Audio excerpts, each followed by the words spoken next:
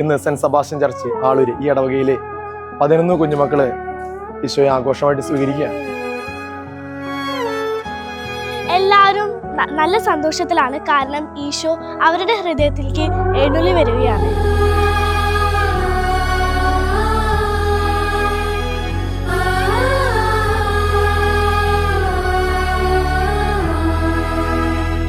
ഇവരുടെ അനുഭവം എന്ന് പറയുകയാണെങ്കിൽ ഈശോയെ കൂടുതൽ സ്നേഹിക്കുവാനുള്ള ഒരു തീഷ്ണത വരെ എനിക്ക് കാണാൻ സാധിച്ചിരുന്നു.